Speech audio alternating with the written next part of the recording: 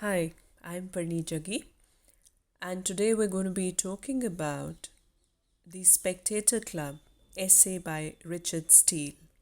We're going to be taking up the text of the essay and we're going to be discussing the first three characters mentioned in this essay.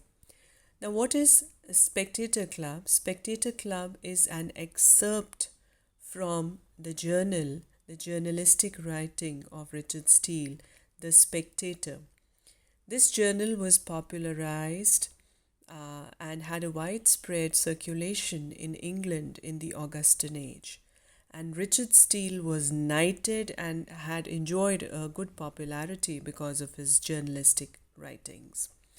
So, when we talk of this essay Spectator Club, it basically deals with around six characters that are fictional but also relate somewhere to his own life and experience. So the Spectator Club starts with the description of the first character. He says, "The first of our society is a gentleman of Worcestershire of an ancient descent, a baronet. His name, Sir Roger de Coverley. His great-grandfather was inventor of that famous country dance which is called after him." So now here what is he doing? Steele is talking about the first gentleman of this company called the Spectator Club. And this first gentleman is named Sir Roger de Coverley. I'm going to take the text partially in this video because the whole text comes to a very, very long video. So partially this text will be covered, but I'll try to explain the essay as a whole. So now he's talking about the gentleman of Worcestershire, of an ancient descent. Now, this man belongs to a kind of a royal family, a baronet, and his name is baronet is actually a status that they were given by the king as a high official in the court. His name is Sir Roger de Coverley, and his great grandfather was inventor of that famous country dance which is called after him. All who know that Shire are very well acquainted with the parts and merits of Sir Roger. He is a gentleman that is very singular in his behaviour, but his singularities proceed from his good sense and are contradictions to the manner of the world, only as he thinks the world is in the wrong. Now, what does Steele have to tell about this baron? Now, he says that the people who knew about the county of Sir Roger knew this person very well, that he belonged to a very good family, good ancestry. He was a man of extraordinary nature, had a very good sense of understanding. But he always found fault with the ways of the world, because the ways of the world did not match his own temperament. But his nature was so good, his nature was so unusual that he never made any enemies. Almost everybody around him liked him. So he had a unique capacity to please other people. Now, Sir Roger was a bachelor. Now, after these lines, he explains his character to an elaborate length. Steele says that Sir Roger was a bachelor throughout because he was disappointed in love of a beautiful widow. And before his disappointment, Sir Roger was a normal, happy young man. He moved in society of important people like Lord Rochester, Sir George Etheridge, etc. However, after being ill-used by a widow, he lost all his interest in social life for more than a year. He became a serious man. And gradually he returned to his own temperament, his jovial nature. But he actually grew careless about his dresses and dressing sense. He wore a coat and a jacket of a cut which was in fashion in that time.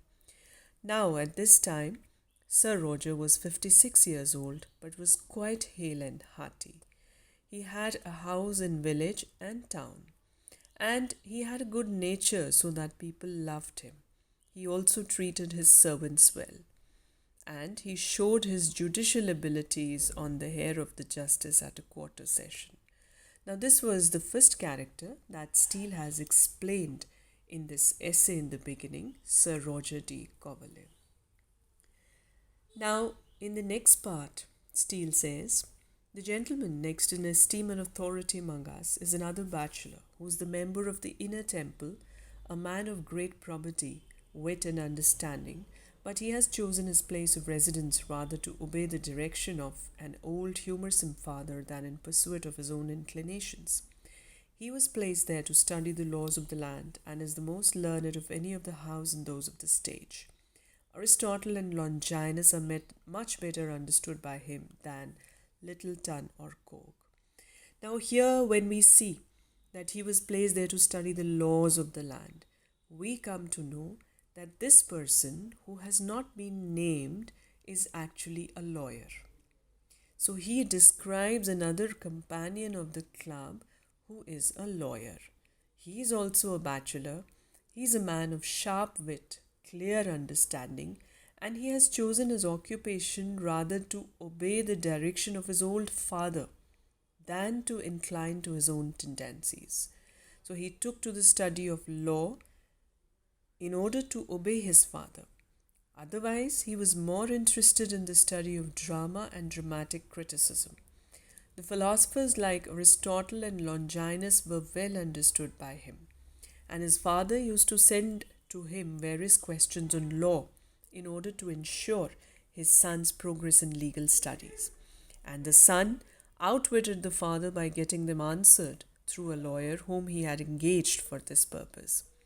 Nobody actually took him as a fool, but only his friends knew that he had a great wit. He liked to read books which were not of the age he lived, and he was familiar with the writings, customs, actions, and manners of ancient writers, which made him a keen observer of the worldly affairs. He was a great critic. His real hour of business was the time of the play. The presence of an able critic among the audience would arouse the actors to give the best performance possible. So this was one more important character who was placed in a great esteem and authority by the writer himself, and he was a lawyer.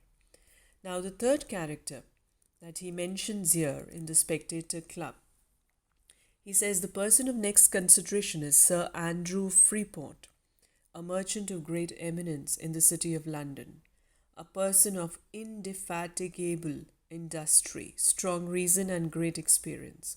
His notions of trade are noble and generous, and as every rich man is usually some sly way of jesting which would make no great figure were he not a rich man, he calls the sea the British common. He is acquainted with commerce in all its parts, and will tell you that it is a stupid and barbarous way to extend dominion by arms, for true power is to be got by arts and industry. Now, this third character that the author is discussing is Sir Andrew Freeport, who is a good businessman. He says he's a good businessman of London. So he is a merchant, a businessman of great eminence. That means he's enjoying good status and position. Why? Because he's laborious, he's experienced, and has a great understanding of his work.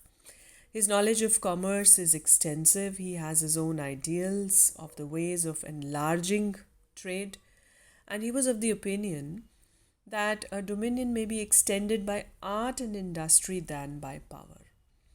Then in the next line he also says that according to this person, Andrew Freeport, diligence or industry alone would help the country to gain things of permanent value, and sloth or idleness more than the sword had caused the ruin of many nations of the world. And this man, Freeport, he knew many short maxims, proverbs, and he had a unique art of speech. He spoke very well. He was a self-made person and believed that England too would become richer than other kingdoms by methods which had so benefited him. So these were the first three characters discussed by Steele in this essay, The Spectator Club. We will take up the rest of the essay in the coming video. Thank you for now.